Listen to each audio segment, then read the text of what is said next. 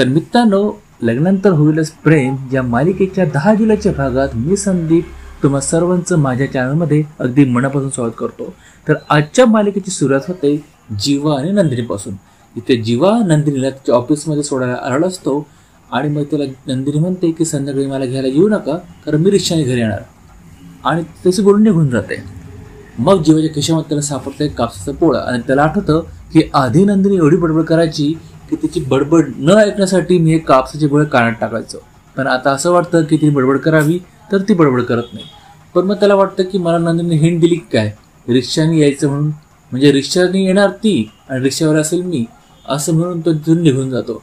आणि इकडे रम्याला ऑफिसमध्ये तिच्या आईचा फोन येतो. तिची आई तिला म्हणते तू घरी कधी येणार, त्यावेळी ती सांगते की पार्थने मला एका अर्जंट मीटिंगसाठी जायला सांगितलंय. मग मात्र तिची आई फार चिडते.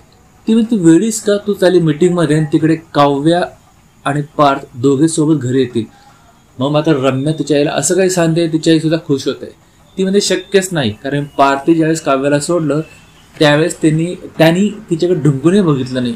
म्हणजे दोघांमध्ये कडाक्याची भांडणं झालेली आहेत, आपल्याला फक्त त्याला फूस लावायची आणि तो काळजी करू नको, मी मीटिंग झाली की संध्याकाळी घरी येते.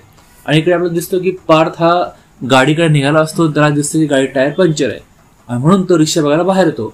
पण 2-3 रिक्षाला हात दाखवल्यानंतर एक रिक्षा थांबते आणि तो आत बघतो, तो आतमध्ये असते काव्या. मग तो काव्याला बघितल्यानंतर तो रिक्षात काय बसत नाही. मात्र काव्या त्याला बाहेरून म्हणते चला माझ्यासोबत, मीच तुमच्या गाडी टायर पंक्चर केलंय, कारण तुम्ही माझ्यासोबत यावं म्हणून.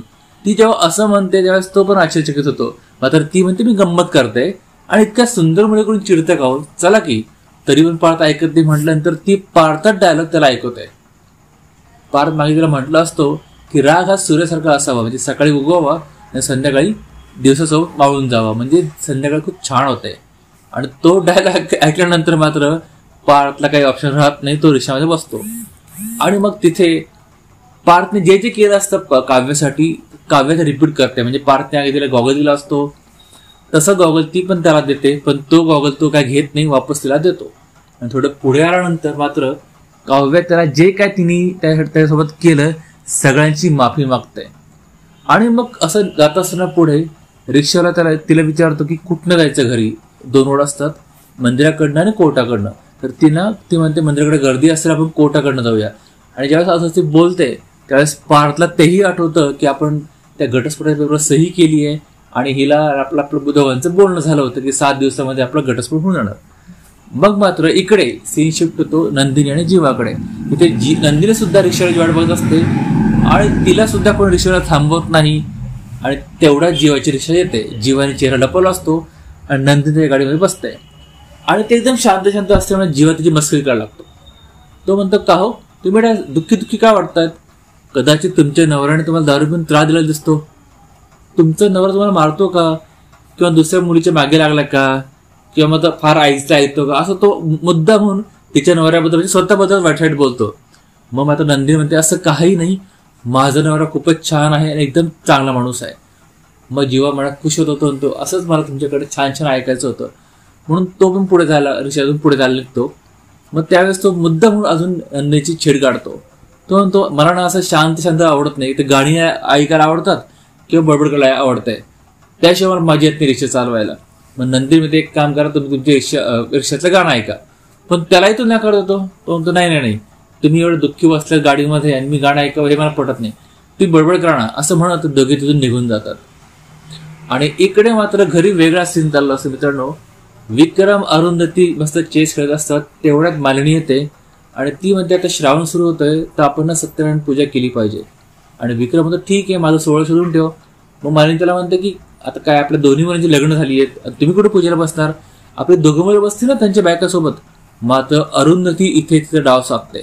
ती मालिनी म्हणते तुला वाटतं का की ते दोघे आपल्या बायकासोबत बसतील म्हणून, कारण घरात पण ते एवढा क्लेश करतात, बाहेर त्यांनी फार जाळपोळ केली होती, हे आपण विसरलो का. मग मात्र विक्रम म्हणतो ताई आता ते सोडून देणं मागतं सगळं. मालिनी सुद्धा म्हणते असं का बोलतोय तुम्ही, आता बघा ना बदल घडतोय, ते एकमेकांच्या जवळच चाललेत आणि नक्कीच काहीतरी चांगलं होईल. मात्र मालिनीला अरुंधती म्हणते असं काही होणार नाही, तू उगाचच त्या गैरसमजामध्ये राहतेस, असं व्हायला नको की तू त्या गैरसमजामध्ये राहशील आणि इकडे सगळं उद्ध्वस्त होईल. मालिनी जाम चिडते अरुंधतीवर. ते म्हणजे संध्याकाळची वेळ आहे, तुम्ही चांगलं काहीतरी बोलू ना. मात्र अरुंधती तिला म्हणते, तू ना तुझ्या सुनेसारखीच आहे, काव्यासारखी. किती चांगलं बोला, तुम्हाला माझा रागच होतो.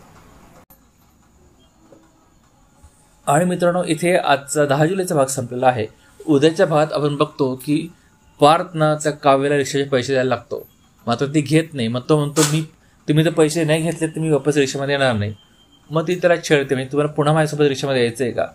आणि तिकडे अरुंधती रम्या म्हणत असते की मी ना तिच्या घरामध्ये बेडरूममध्ये जाते आणि त्या पाकिटामध्ये काय आहे ते डॉक्युमेंट चेक करते. आणि इकडे संध्याकाळी होतं काय, नंदिनी जशी घरामध्ये यायला लागते बेडरूममध्ये, तिचा पाय घसरून ती पडायला लागते. तेवढ्याच जीवा तिला सावरतो. म्हणजे हळूहळू आता यांच्यामध्ये प्रेम होत चाललंय. आणि कदाचित जसं यांचं टायटलचं नाव आहे, मालिकेचं नाव आहे की लग्नानंतर होईलच प्रेम, असंच काहीतरी त्यांच्या बाबतीत ते घडेल.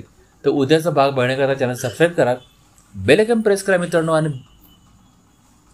तुम्हाला काय वाटतं मालिकेबद्दल कमेंट जरूर करा. तर भेटूया उद्याच्या भागामध्ये. तोपर्यंत